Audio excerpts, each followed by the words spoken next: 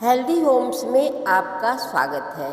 आज हम बात करेंगे पितृपक्ष श्राद्ध कर्म के बारे में। भारतीय शास्त्रों में बताया गया है कि पितृपक्ष के दौरान पितृ अपने परिजनों के आसपास रहते हैं, इसलिए इन दिनों कोई भी ऐसा काम नहीं करना चाहिए जिससे पितृगण नाराज हों।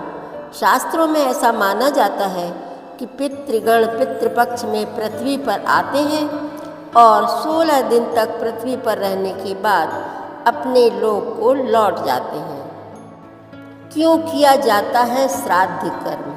आपने कभी सोचा हो कि आखिर श्राद्ध हम क्यों करते हैं? तो चलिए जान लेते हैं। हमारे धर्म ग्रंथों में पितरों को देवताओं के समान संज्ञा दी गई है। हिंदू मान्यताओं के अनुसार 1 वर्ष तक प्रायः सूक्ष्म जीव को नया शरीर नहीं मिलता है।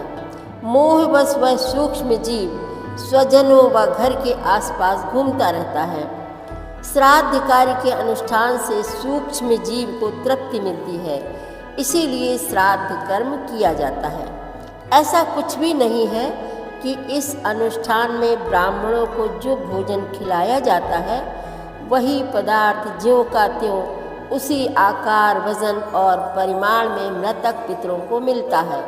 वास्तव में श्रद्धापूर्वक श्राद्ध में दिए गए भोजन का सूक्ष्म अंश परिणत होकर उसी अनुपात व मात्रा में प्राणी को मिलता है जिस योनि में वह प्राणी होता है। पितृलोक में गया हुआ प्राणी श्राद्ध में दिए हुए अन्न का स्वधा रूप में परिणत हुए को खाता है। यदि शुभ कर्म के कारण मरकर पिता देवता बन गया है तो श्राद्ध में दिया हुआ अन्न उसे अमृत में परिणत होकर देव योनि में प्राप्त होगा। गंधर्व बन गया हो तो वह अन्न अनेक भोगों के रूप में प्राप्त होता है। पशु बन जाने पर घास के रूप में परिवर्तित होकर उसे तृप्त करेगा।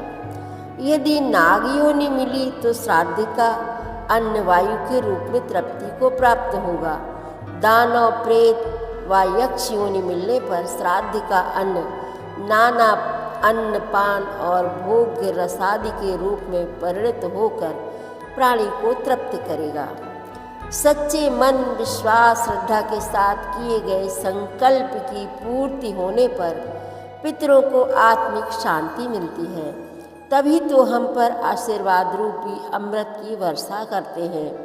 श्राद्ध की संपूर्ण प्रक्रिया दक्षिण दिशा की ओर मुँह करके की जाती है। इस अवसर पर तुलसी दल का प्रयोग अवश्य करना चाहिए।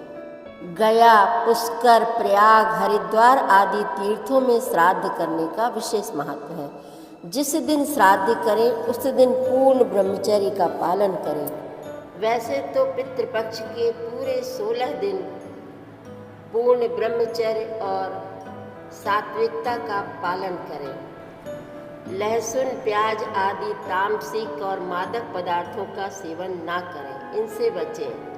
श्राद्ध के दिन क्रोध, चिड़चिड़ापन और कलह से दूर रहें। पितरों को भोजन सामग्री देने के लिए मिट्टी के बर्तनों का प्रयोग किया जाए तो अच्छा है। केले के पत्ते या लकड़ी के बर्तन का भी प्रयोग किया जा सकता है। श्राद्ध का मतलब ही होता है श्रद्धा का भाव, तो जो भी कार्य करें पूर्ण श्रद्धा और मन से करें, निपटाने जैसा बिल्कुल भी नहीं। यह संपूर्ण जानकारी लोक मान्यताओं पर आधारित है।